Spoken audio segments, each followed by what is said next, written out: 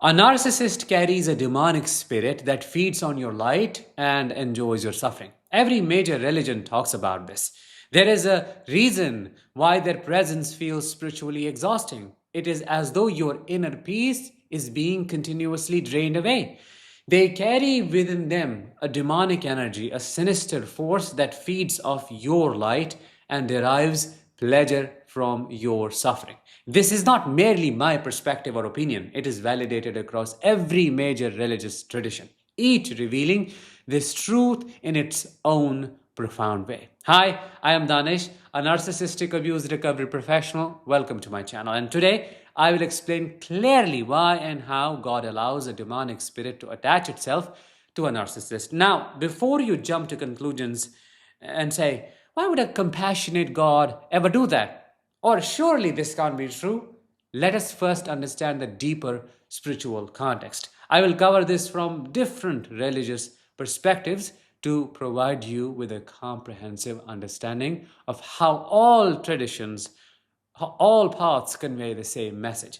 But before we get started, I have a request for you. We're just 4K away from 500K. Thank you so much for being a part of this journey. Please subscribe if you have not already, and let's get to the top together. Let's cut the cake and let me celebrate it with you. So subscribe, share this channel with others, and let's get there very soon. Let us start with Islam. Islam explicitly states that persistent rejection of divine truth results in God assigning a devil as a companion. The Quran clearly articulates this in Surah Az-Zukhruf, chapter 43, verse 36, declaring, "Whoever turns away from the remembrance of the Most Merciful, we appoint for him a devil who becomes his intimate companion." This is not just metaphorical language. It vividly describes a spiritual reality where the conscious rejection of truth inevitably invites dark spiritual companionship. Similarly, Christianity reflects this concept powerfully.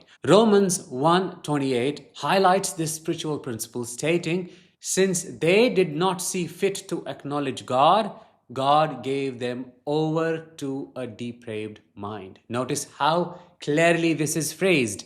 Gave them over. God honors free will, even when the choices are extremely destructive.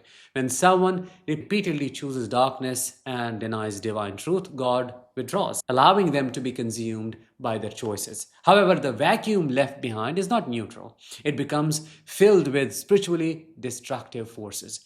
Hinduism's Gita also emphasizes this spiritual dynamic. Sri Krishna speaks directly about individuals who become dominated by cruelty, ego, and greed. Such individuals spiritually devolve into increasingly demonic states.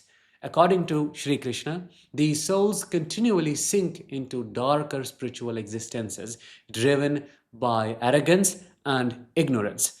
This is not about random punishment, it's about consistent choice and the spiritual law that persistent darkness yields profound consequences. Judaism echoes this truth through both the Psalms and Talmud. Psalm 81 captures the spiritual law succinctly. "So I gave them over to their stubborn hearts to follow their own devices." The Talmud further emphasizes this principle, stating, "In the path a person wishes to go, they are led." Essentially, heaven does not force anyone toward righteousness. If someone continues to pursue darkness, they will eventually be permitted and spiritually led to fully embrace the path they have chosen, accompanied by dark spiritual influences. Now, let us clearly link these profound spiritual teachings directly to the behavior of narcissists. You have experienced that unsettling darkness beneath their carefully maintained masks, haven't you? You have noticed their lifeless stares and their serpent-like eyes that lack genuine human warmth. But why is their energy so oppressive? The narcissist does not merely behave poorly or selfishly. They consistently demonstrate traits universally recognized as spiritually demonic. Their constant lying without remorse, sadistic pleasure in other people's suffering, ruthless manipulation without guilt, and an inability to experience genuine empathy or love. These are far beyond mere psychological disturbances. They are clear spiritual indicators of deep, darker influences at play. These traits explain why logical arguments and rational discussions fail miserably with narcissists.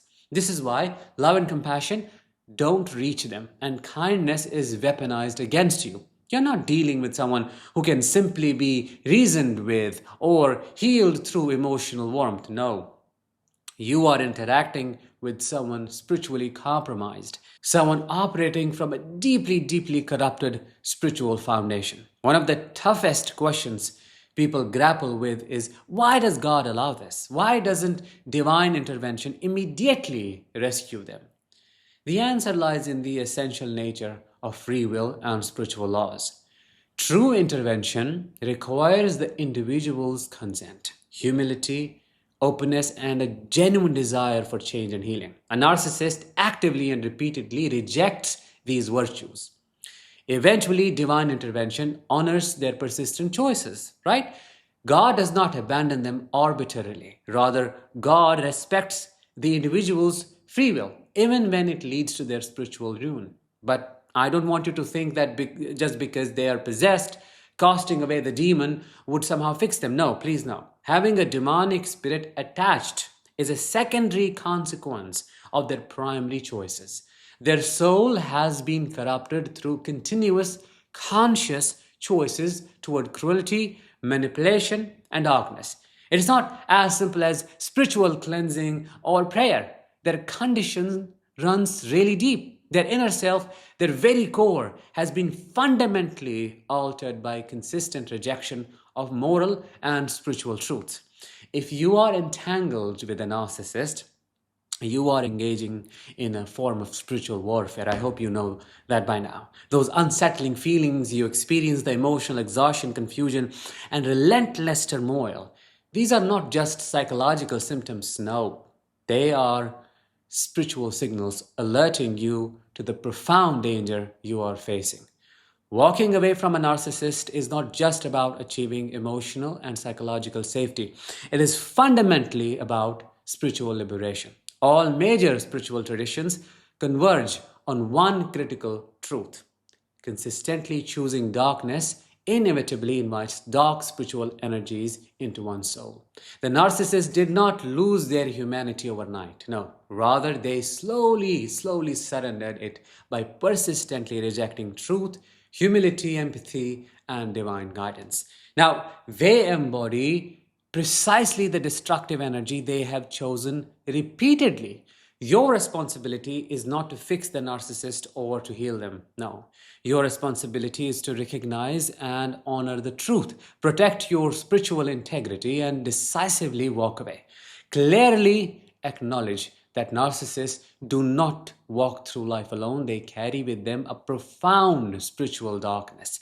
Your freedom, safety, and healing come from acknowledging this spiritual reality and distancing yourself from their destructive influence. So, I must say, trust your intuition. Your soul already knows the truth. It has seen the darkness. You have been touched by it, and now you have to liberate yourself from the clutches. You can do that. Why? Because you can let the healing begin and continue.